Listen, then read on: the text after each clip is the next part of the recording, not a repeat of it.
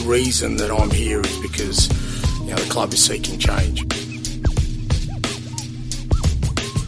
He said, well, whether you come or not, you're going to see a completely different Spurs team under me. My hope and my desire and what I'm going to try and do is give our supporters hope and belief that we're going to embark on something special.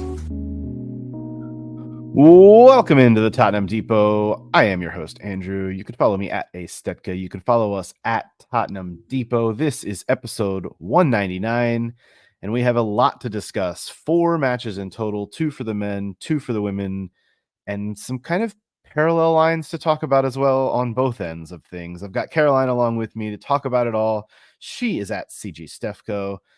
Caroline, it was a little bit of a rough Sunday for Spurs, but we're going to try and tie the positive in with the negative for the entirety of the week and not just be total doom and gloom. But how are you feeling after what we witnessed this morning?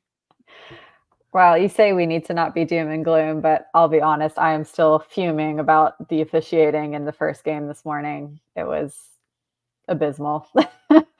So we had really similar score lines for the two teams, but I definitely feel like the women got a little hard done by, and the men's match was just more a case of totally capitulating in the second half. So yeah, lots to talk about.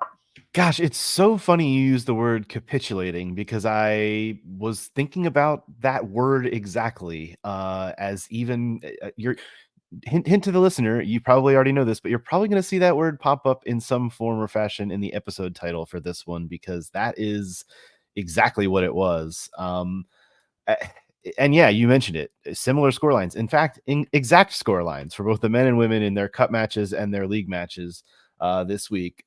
It's just the two of us this week, and we do have a lot of games to discuss. So I kind of want to just run through the games and we'll go from there. There's not really a whole lot of other stuff from a news and notes perspective when it comes to Spurs this week, but let's start with the Europa League match that we saw on Thursday for the men. A 2-1 victory at Ferencváros. This was fun. Dare I say, this was if you're a neutral watching this match, and we obviously were not, and it ended up as the good result, but even for a neutral, this was a really fun match. And I think it starts first and foremost with the lineup, in that we got to see youth in this team, and I think that's one of the really cool parts. We got to see starts from Will Langshear and Mikey Moore. We got to see Bergvall back in there starting. We got to see Archie Gray doing some different things because of the need at the position. But what was your takeaway when you saw this lineup? Because I think that was probably the most exciting thing going into this one, right? Yeah, and I think I was excited not just for those young players that they were getting their opportunity, but also relieved that some of the more senior players were getting a rest, because we knew there was a tough game coming up on the weekend. Didn't think it was going to be quite as tough as it ended up, but yep. Yeah, we really needed to see the rotation. So I was, relieved to see that. And I think all of the young players really did well in that game for the most part. Will Langshear making his senior debut at the club. That was really awesome. I do think this was a tougher opponent than we had in the first game. So like you said, from the neutral perspective, this was probably a good one to watch. And, they were unlucky, I guess, to have their first goal get called offside.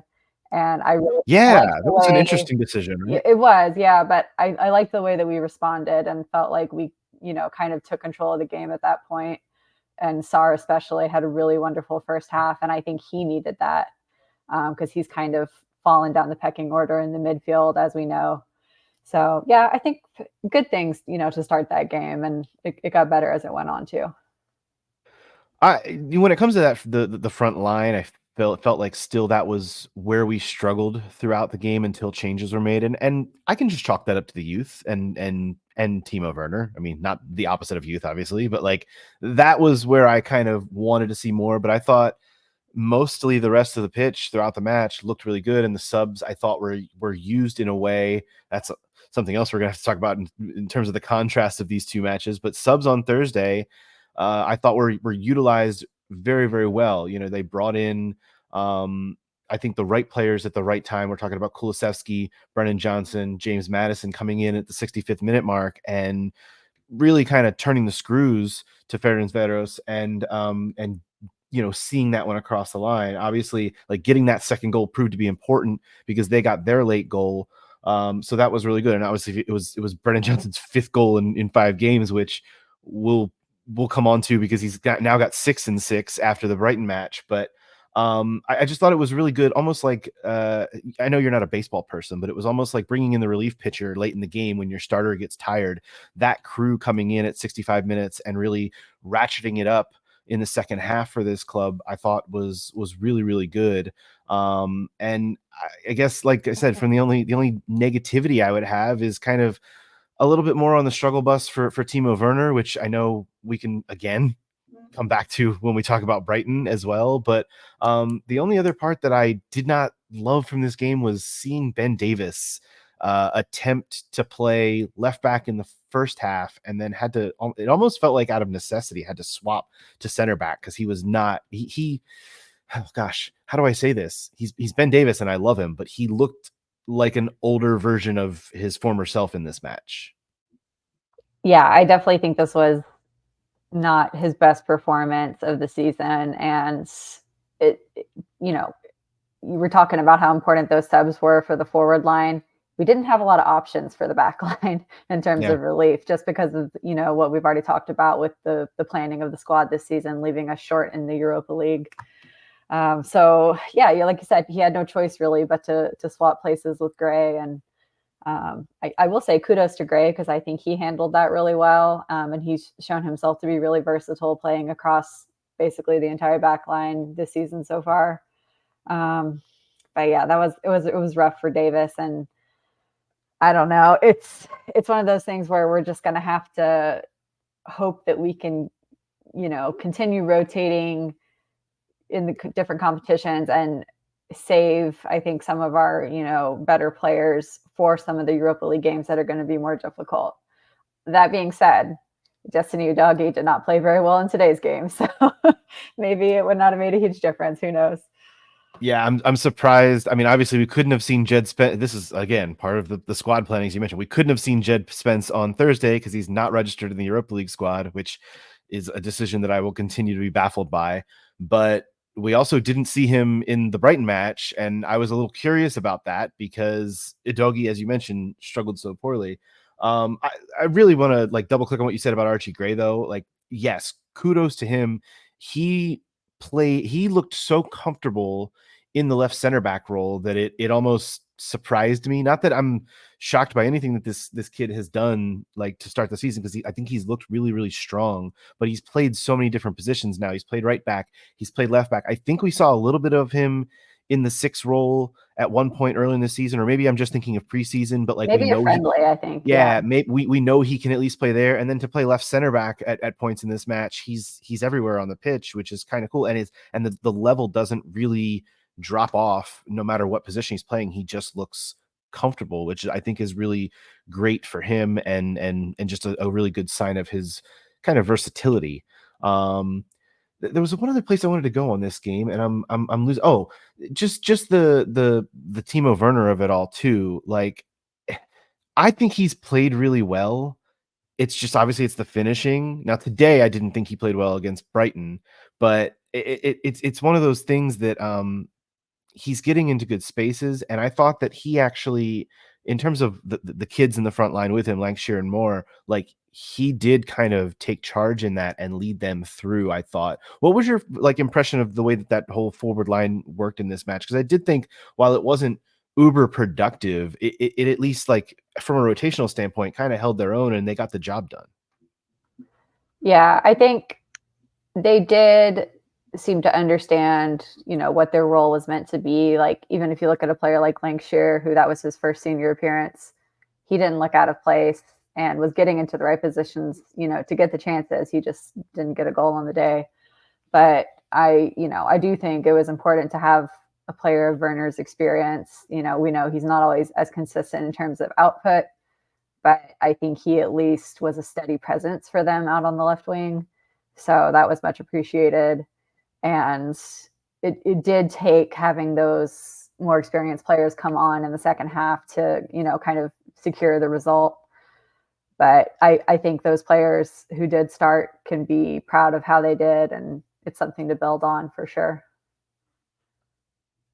I had two other kind of just brief talking points coming out of this match as I was watching it on Thursday, realizing we're watching this team in Ferencváros, which I know a lot of Spurs fans will not be super familiar with. I certainly am not, but I was realizing because of the new format with the Europa League that we're not going to see them again in the group stage like you normally would. So I was almost like, normally when I'm watching some of these European matches, I'm trying to learn a little bit something about these players to see them on the return leg at home. But in this scenario, I realized there's really no reason to do that because Spurs aren't going to see them again. And I thought, oh, that's kind of a little bit of a downside to me of watching the Europa League in this new format.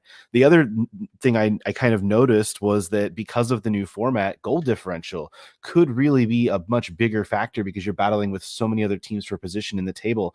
Now it's only through 2 weeks, obviously, of the 8-match format in the group stage for the Europa League, but Spurs are sitting in a really great spot so far. They're third, actually. And part of that is because of that goal difference that I mentioned. They are, what is it? +4 in goal difference, 5-1 through their 2 wins.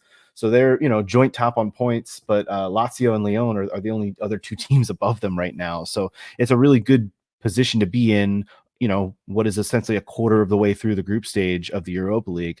Any thoughts on those 2 things as we kind of finish up the Europa League conversation?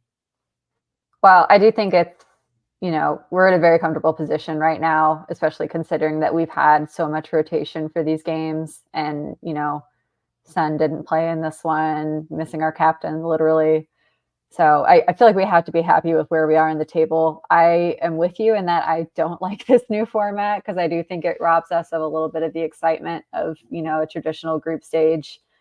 And I just haven't felt myself compelled to really tune into the other matches yet in a way that I normally would because there's just so many. Like it's a little bit overwhelming to me. I'll see if that changes once the knockouts come around, but it's just a bit of a bummer to have really the intrigue of the really tight group stage results not coming into play, and it's literally too early to know how this is going to turn out in terms of what teams qualify for the knockouts because it's just we don't have a big enough sample size yet for such a large table. Yeah, there's no question about it. Spurs don't return to Europa League play until the 24th of October. Of course, we're about to head into an international break.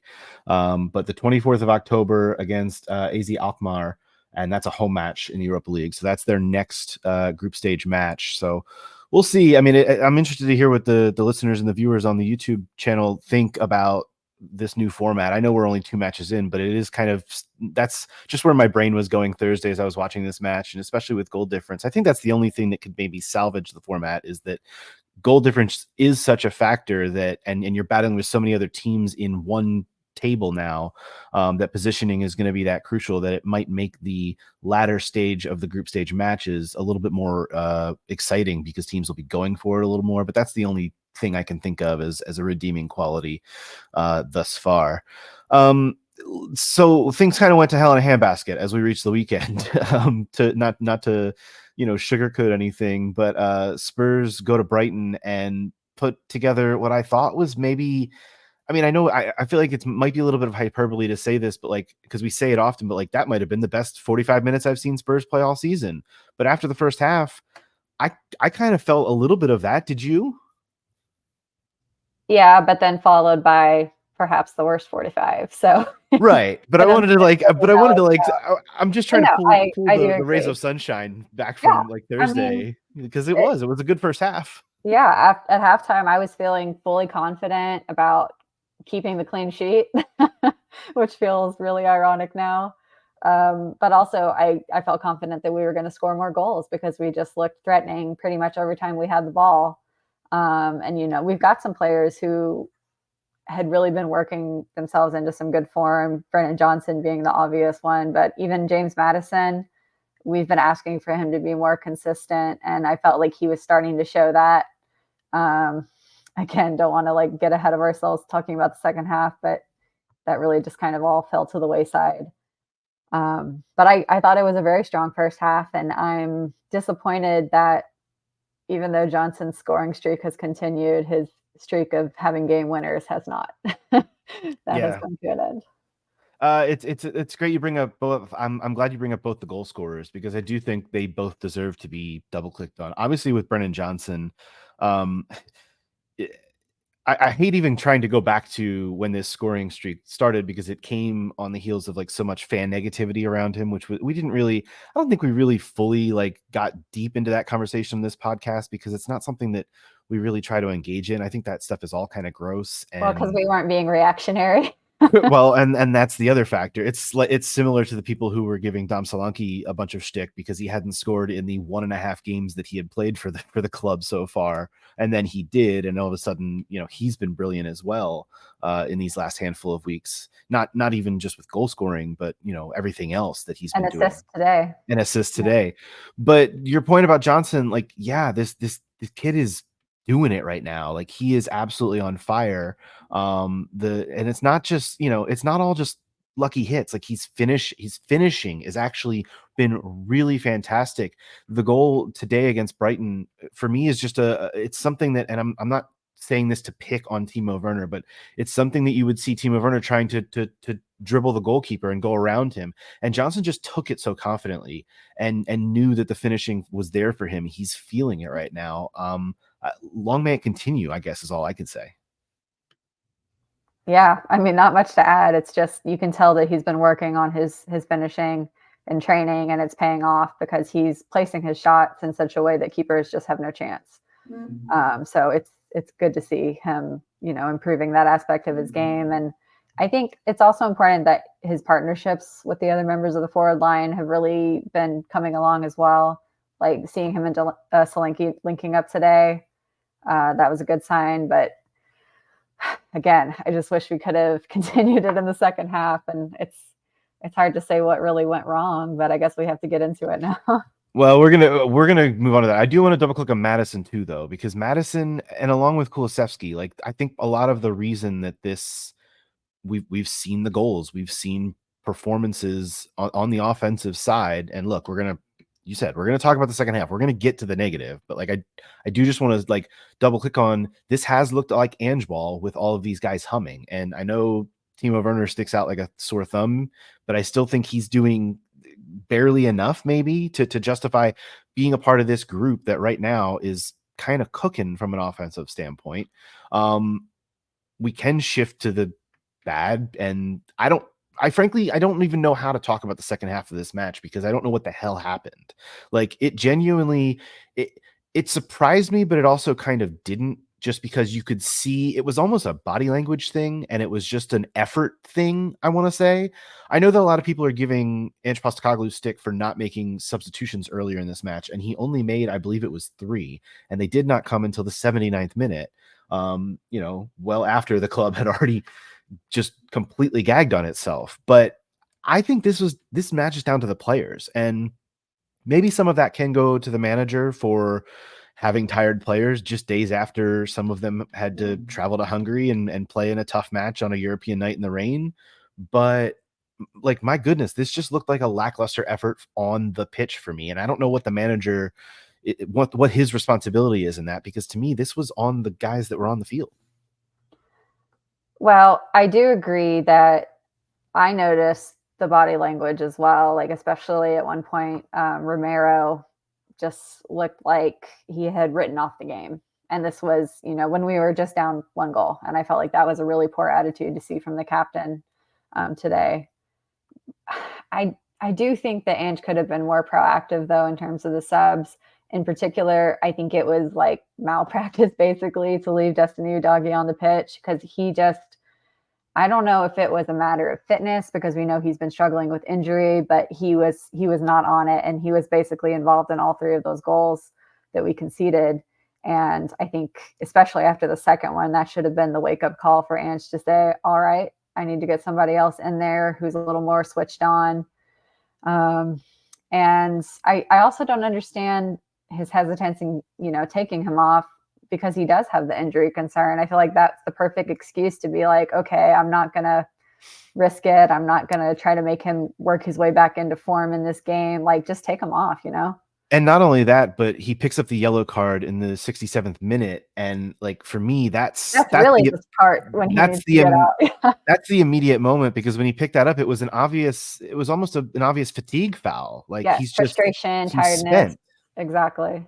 So like I totally I do agree with you in that sense that yes, proactivity could have been made with subs, but the one we are talking about didn't even happen. Like Udogie played, he played the full 90. So like he only made 3 subs.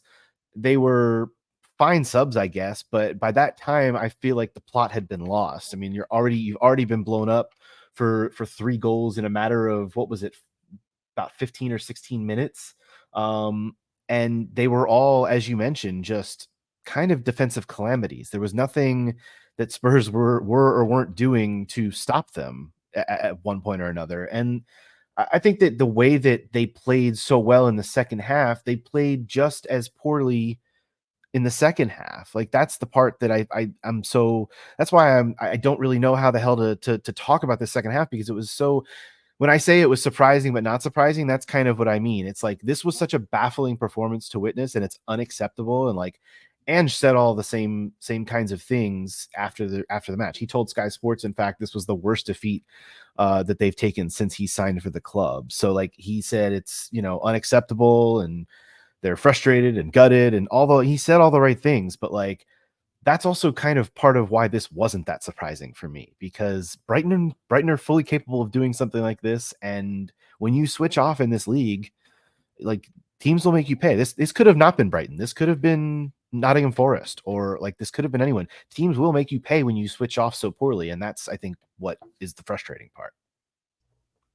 Yeah, totally. And I think, on Hertzler's part for Brighton, he made some subs to ensure that they could, keep that momentum advantage that they had. He brought on more fresh legs, and I feel Ange was a little slow to respond, but I do think it's not fully down to him, this defeat. Like the players just were not switched on in the second half, and it's one of those games that I feel like we have far too often at this club, where it's just baffling and confusing to watch, because you think to yourself, how did this same team look so good 20 minutes ago, and now it's like they've never played with each other?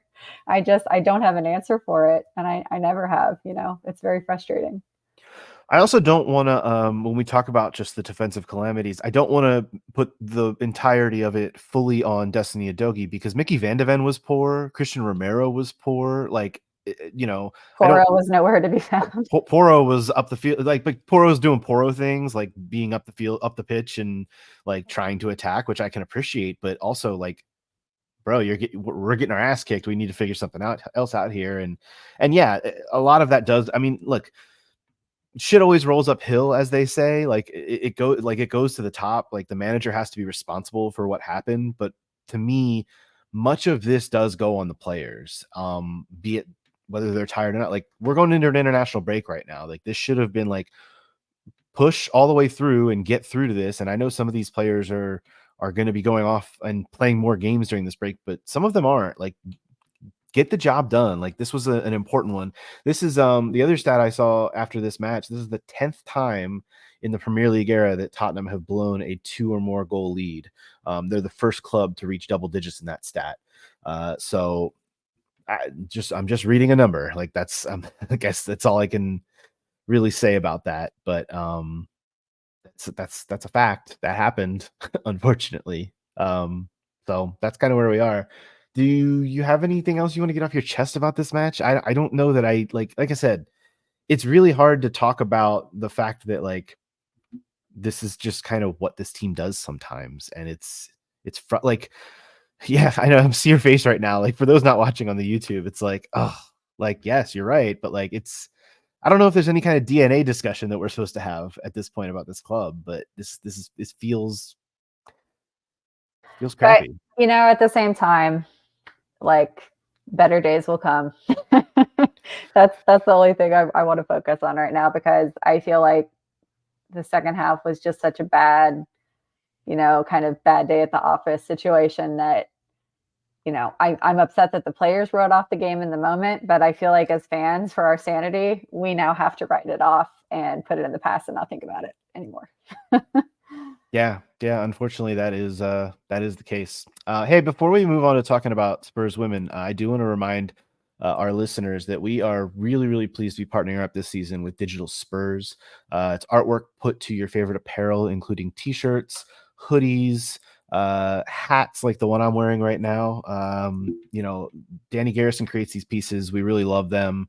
We've had a few of you reach out wondering where to go. Go to digitalspurs.com. That's where you can find the best merch out there that we love to wear here at the Tottenham Depot. And be sure to tell them that we sent you. You mentioned earlier, like call ups for international break. Dom Solanke gets a call up to England, which is really cool. It's the first time in 7 years. So that's of note as we kind of head into an international break on the men's side.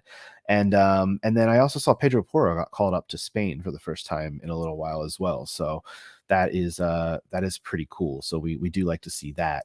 As it comes to the women's side, we saw a few nominations. Robert Villaham and Bethany England both nominated for monthly awards on the WSL side. And Spurs women this week had, as we mentioned earlier, a very, very similar week to the men in that they played a cup match midweek, and it was kind of a rotated side, and they had to kind of grind out a hard-fought 2-1 victory over Charlton Athletic.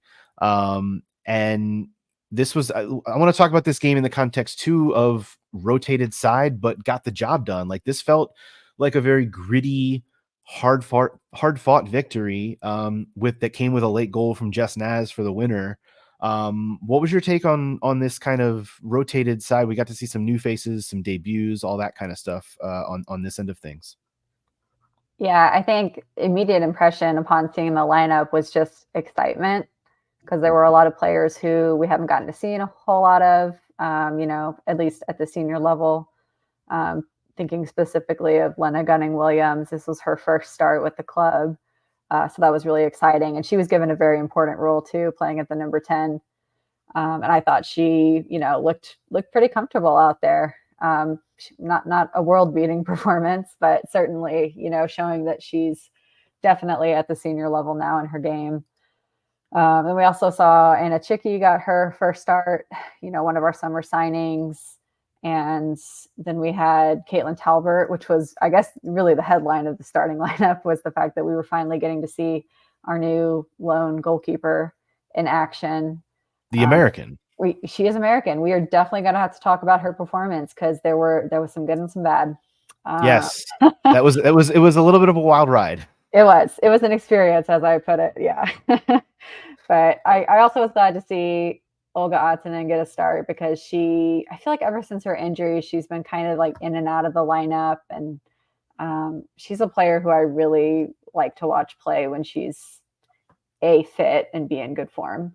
So yeah, that was nice. And enough experience to get the job done, I feel like, although, as you alluded to, we did need, a player to come on and kind of get the job done in the end. Right. It was also the first start for Luana Buller of the season after she kind of had an injury in preseason, and she came on. She actually scored a header off the early goal for Spurs, her first for the club. And then she came off. She's kind of still getting back to fitness. What do you make of the defense? I'm curious, because we saw Luana Buller start most matches last season at a center back spot, but obviously there's been some additions there. How do you see the defense kind of shaking itself out? And then I think we should circle back to the goalkeeper conversation as well, because when you tie that in with what we saw today against Liverpool, there's going to be goalkeeper questions, I think, for this club going forward as well. Yeah, with the defense, I feel like Luana and Molly have a really good partnership, and I like to see them play together. The one goal that we did concede in this game, I feel like it was really down to Ellie Brazil just being very determined to score against her old club, which she didn't score, but she had the assist, I should say. But yeah, she really had a strong first half performance, and she gave, our defense a little bit of trouble. But I think Luana offers something going forward that we haven't necessarily seen consistently from Claire Hunt yet. Of course, she's barely played any games, so hard to say. But I do think that Claire is a little more of the truly defensive player for that kind of partnership alongside Molly. So it'll be interesting to see if Luana works her way back into the starting lineup. It kind of felt like when we signed Claire that she was brought in to be a starter, and that's how it's borne out so far, at least in terms of her getting the league game starts. But now that Luana's fit, who knows? We'll see. And what about the goalkeeper position? Do we want to kind of talk about that and transition a little into what we saw against Liverpool today? Because I'm just asking questions. I'm not trying to stir any pots, but the performance from Spencer today was interesting, and I know that the options at goalkeeper, like, and we can talk about Talbert's performance too against Charlton, because I think, like you said, like, there was a lot to that as well. Where are we at with goalkeeper with this club right now? Not in a good place, I think, is the blunt way that I would put it. Fair. That's fair. The problem is when Becky Spencer is in perfect fitness and perfect confidence, she is a phenomenal goalkeeper. We've seen it, at Spurs. We've seen it with Jamaica. Like, I believe in her ability as a goalkeeper. The problem is I don't think she looks fit right now. I think after the knock that she picked up in the Villa game, you can see even at the end of that game, but also in the match against Liverpool today, she's very hesitant to come up, jump for balls. And that's kind of a big deal for your keeper to not be able to jump properly. Tends to be a skill that's needed by them, yes. And unfortunately, in the Liverpool game, it was really a kind of own goal almost situation where she basically passed straight to the player who chipped her. So it was an issue of her own making. But the problem is I don't have confidence in our backup options because I just haven't seen them enough to know who would be the better option. We've never seen Eleanor Heaps play with Spurs at the senior level. And I don't know if that's going to come in a cup game or if we're going to kind of just try to get Talbert more minutes and get her worked into the team. I don't think that she had the worst game against Charlton. There was some evidence that she can play out from the back. She's really confident on the ball, with the ball at her feet, which is not always the case for keepers in the WSL. Yeah, we saw a Cruyff we saw a nifty Cruyff turn. It was something, man. It was nervy. It was a little nervy, but it was fun. She pulled it off. Right. But it definitely was like, oh wow, I'm surprised she tried that in that spot. That was very dangerous. Yes, and it was surprising to me because the impression I had of her when we signed her on loan was that really she was more known for her shot stopping. And we saw the complete opposite of that in this game where she struggled, with some of those, what should have been routine captures, kind of spilling them or getting the ball back into play. So, and on the goal that they scored, I'm not putting that one on her at all because that was really a case of like the defense not marking Bradley well enough. And her getting an easy open shot. But yeah, I just I don't feel good about the goalkeeper, depth chart. And the word on the street, all conjecture, of course, is that the club has a target in mind already for January, but that doesn't do us a whole lot of good until then, when we might have, a starting keeper who's not really fit enough to be starting every game at this point. Well, and it's also a little alarming that the summer window only closed a few weeks ago, and you went into the season kind of, obviously they had to know that this was the situation, right? Like, that's a little bit tough to hear. Yes and no, because I don't know how expected it was that Barbara Votikova was going to make that move to, where'd she go? Slavia Prague, I think. Yeah. That one may have kind of taken them by surprise. So it's hard to know if like we were put in a situation where we didn't have a lot of time, and that's why, we only got Talbert on a loan for half season, because that's not very common, I feel like, with a goalkeeper to bring them in on 6. Yeah, it is kind of weird. I would agree. I thought when that move was made, I thought, okay, well, it's a tryout of sorts, but yeah, it definitely felt, especially just going across town. It's like, okay, there's nothing developmental about that, it seems, but who knows? Well, and the sad thing is that we've got a very important game coming up next against Manchester United in the league, and it's like we've got a situation where we either play Becky knowing that she's not looking at her best, or we play Talbot, who's never made a WSL appearance. So not great. Yeah. I mean, I will say I liked the kind of spunk that you saw from Talbot. Like there was almost a little bit of a Vicario streak in her. Like she was Definitely. into it and was pretty vocal, and like that was, I liked seeing that, but it was just like, okay, we'll see how this pans out, but it's all very unknown. It's a little exciting, but also a little bit nerve-wracking, because you'd like to have stability at the back, especially if you're going to play this kind of bobby ball style where it's go for it, go for it, go for it. I mean, we see that same kind of thing with Ange ball. Like, it makes you susceptible to defensive calamity, and you can't have defensive calamity if you want to be a steady team. You've got to be a little more fit than that. When it comes to this Liverpool match, this was, I thought, a mostly evenly played match. And obviously, I can't say Spurs were undone by the scoreline. They were just undone by a really, really bad officiating mistake at the end of this game that I don't know. I don't know how to describe. If you haven't seen it, I shared it on my social media at Estetka in a reply, so you can go find it there. But like, this is a horrendous penalty call late in this match. We're talking about 5 minutes into the stoppage time, that gives Liverpool a penalty to win this match 3-2. And I was just kind of like, okay, if you have to face what I think is a fairly decent Liverpool side, and get this kind of performance from them. Like, I thought Liverpool played really well, in addition to Spurs just not really being able to find a full footing in this match. It looked a little bit sluggish perhaps for me, but to give them a penalty like that late in the match is why you come into this saying the WSL needs VAR, which it does. It really, really does. It does, and I think it's just the officiating has gotten to the point of being beyond an embarrassment to the league. It's continual, very obvious errors like this that they would be caught by VAR, and I think it's honestly embarrassing. I'm just going to say the word embarrassing again, that we still don't have it in this league. When we've seen it work pretty well in the NWSL, I will say. Occasionally there's like a bit of a clunker, but it's been pretty effective for the most part. And it made the difference today between getting a point and being totally empty-handed. So that was extremely frustrating.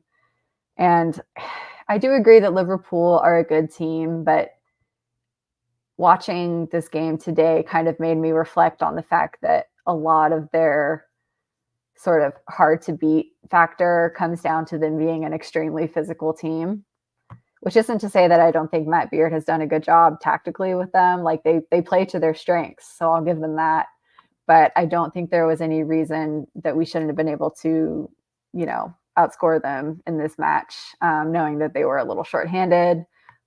They literally only had one goalkeeper, nobody on the bench. But yeah, it's a tough one, because I don't necessarily want to say that we deserve to win, because the nature of our goals, like they weren't finished by our players, all of them. Like, there was an own goal in the mix, and the other one I thought was an own goal. I think it turned out to be credited to Claire Hunt, which is nice for her.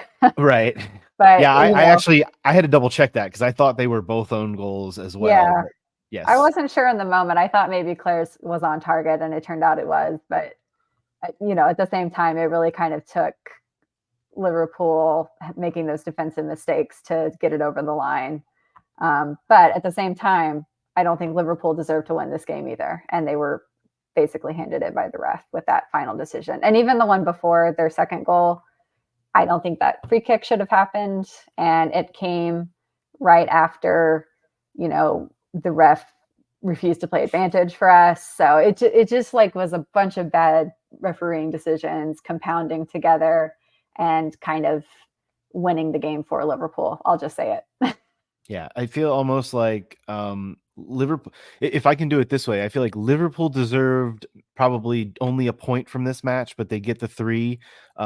Spurs probably only deserve maybe like 0.75 of a point. I don't think they fully earned a draw, but like maybe they don't quite deserve, they deserve something. And then the officiating deserves like the other 0.25 of a point because it was like that calamitous from an officiating standpoint in this match. But I agree with you. I certainly don't think Spurs deserve to win it.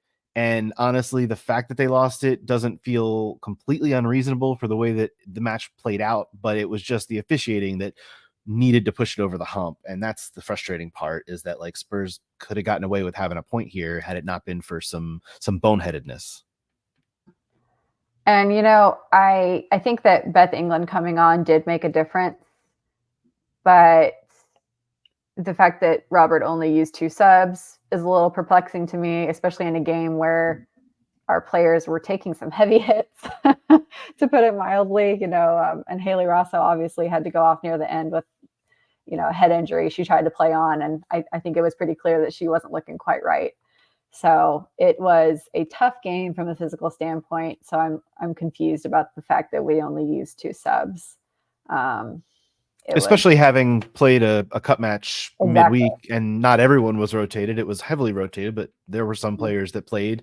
And it was an unchanged 11 from the draw last week against Villa in the WSL. So like you would think maybe a little bit more rotation, but no, went with the same 11, and it looked kind of like lackluster, and that's a shame, but it was a close one, and they could have gotten the point but didn't. So it's unfortunate. But Spurs women do not have a cup match this week, however, but as you mentioned, they do head on the road to face Manchester United next week. Obviously a lot of storylines about that one. What is your feeling heading into what is obviously a really, really big match? You're giggling, which I appreciate. You know what I'm alluding to. What do you think about this one heading up there? It's a laughing not to cry kind of situation, I think. I would say I'm dreading this one simply because I think this result will have not been great for the team's confidence. Especially with the way it played out, like that feeling of futility. And we know that United have a lot of talent in their team. I'm not always convinced by their performances, but they have so many players who are just capable of winning a game single-handedly. You know what I mean? And unfortunately, one of those for them this season has been Grace Clinton. She's been on, quite a scoring streak. So and obviously they didn't play this weekend because their match against Chelsea was postponed. So they're going to they could either have a rest advantage or be resty. We'll see. Right. I did want to bring that up too. Can we get into that for a second? Because I read the stories this weekend about why this match was postponed. And the best I can think of is the WSL is not being flexible at all with maneuvering around European games for teams, because I guess Chelsea has to play a Champions League match on Tuesday. They didn't want to play the match on Sunday because of short rest. Why couldn't the WSL have moved this game to Friday or Saturday? Well, the answer is broadcasting agreement. It's right. Not a good answer, because we know that the fact that it's the same, 3 or 4 teams that get all of the, big TV broadcast matches, typically that's a problem in and of itself in terms of marketing the league. In my opinion, I think there's going to come a time when people are tired of seeing Chelsea blow out teams over and over, when they would like to see other teams in the league, for example. I say that knowing that our game was actually broadcast today, which came as a surprise to me this morning when I was looking for it. But yeah, it was a surprise to me too. I went to the YouTube page for the WSL, which is, as if you don't know, if you're not watching the WSL, first of all, it's really accessible and easy. Just go to YouTube. They're streaming the games there. But you're right. Today's game was for us over here in the States was on ESPN Plus and was broadcast nationally in the UK. And like, that's which good. I'll just say, I'm very plugged in to the wider WSL media landscape, and the fact that I wasn't aware this one was being broadcast is probably also an issue. But correct. Anyway, yes. Yeah. Anyway, the problem here is that, the obvious solution would have been for the league to play that Chelsea United game on the Friday or the Saturday, because the impetus was on them, because they knew what the match dates were going to be for the Champions League well in advance. They knew that Chelsea had automatic qualification because they finished first in the league last season. So there's really no excuse for them to drop the ball on this. And now they've disappointed fans by postponing a game with just a week's notice, essentially. They've frustrated, Tottenham because United are getting this rest advantage. They frustrated. Although maybe rust. We'll see. Rust. Hopefully rust. We can hope. Hopefully rust. Yeah, but I know Arsenal's manager's been raising a stink about it because he feels like it's preferential treatment, and it's just a mess. And honestly, can I just go on a little further rant? Please go. Please take the floor. Just in general, I have not been impressed so far with the new era of the Women's Super League under the new ownership. I don't know what they're doing. I don't know what their priorities are. There's no evidence of what their priorities are because they just seem to be not doing anything. That's all. I echo a lot of those sentiments. I have liked the move to YouTube, like I said, just from an ease standpoint. Like that's the one kind of positive I've seen. But to your point, invest in the referees, invest in better broadcasts, just put the money where it needs to be. Promotion. I'm gonna say, yeah. Like promote, like you said, the fact that you didn't know the game was being televised in the UK. And you are very plugged into that stuff. The reason I found out about this entire story was because in prepping for the podcast this week and looking ahead on the schedule, I saw, Spurs play Manchester United next week. Let's see what Manchester United, what kind of run they've been on, because I don't follow the WSL writ large as closely as you do. And I'm like, oh, Manchester United's match is postponed this weekend against Chelsea. Why is this? So I get to digging and I go down a rabbit hole and I'm like, what the hell are we doing? Like, how is this stuff not getting figured out? So you're 100% right. It's frustrating. But kind of where we are right now. We're just out here trying to paddle the boat with one oar each. And it's like, I know there are a lot of other people paddling the boat, but it feels like it's an uphill battle, or an upstream battle, I guess, with the metaphor that I'm going with. Regardless, it is tough and it's frustrating, but Spurs will play at Manchester United, not at Old Trafford, mind you. They are not playing this. This is one of the matches United is not playing at Old Trafford. They only have 3 scheduled for the big stadium up at Manchester United, and Spurs ain't one of them. So I think one of them is West Ham, though. Weirdly enough, I was looking at that. It's like I think it's the Manchester derby, Chelsea, and I think West Ham is the other team they're playing at Old Trafford for whatever damn reason. But Spurs aren't in that class as of yet. Yeah, which is funny because you would expect this game to be kind of blockbuster viewing with all of the narratives around it. Well, it's certainly going to be blockbuster for us here at the Tottenham Depot because, as I mentioned, the men are on an international break, so there will be no men's match to talk about next weekend. So we will give this one a whole lot of shine. Which means Old Trafford was free. You would think, yeah. That's it. That didn't even come across my brain, unless there's some kind of, I don't know. Is Oasis playing there? Probably not. With that roof, I doubt it. No. That would be fun. No, that would be funny if Oasis were playing there, being that they're City fans, obviously. But no, that will be kind of the main focus of next week's pod. We'll talk a little bit of international football if there is any to talk about. I do know that Scott and Dakota are planning to get together for our YouTube exclusive show, The Center Spot, this week, and actually talk a little bit of U.S. men's national team under Mauricio Pochettino on that episode this week, because there's no men's game to preview. So they'll get on there, talk about that, and we'll see how that goes. I can't kind of wait. I kind of can't wait to hear how excited Scott is about Mauricio Pochettino, and just sit there and shake my head in disbelief of believing that nothing will ever change. But we'll see if they want to clap back at me on the show and actually have listened to the end of this podcast to even find that out. That would be that'll be my little secret for them. So yeah, first Pochettino games coming up for the USMNT this week, and the boys will be on the center spot. Go to youtube.com/Tottenham Depot if you want to check that show out. Every midweek we put that one out only on our YouTube page. That's going to do it, I think, for us here at the Tottenham Depot. Caroline, thank you for hopping on with me this week and chatting Spurs. She can be found at CG Stefka. You can follow me at A Stetka, and you can follow the podcast everywhere on social media at Tottenham Depot. Until next week, this has been the Tottenham Depot podcast. As always, come on, you Spurs.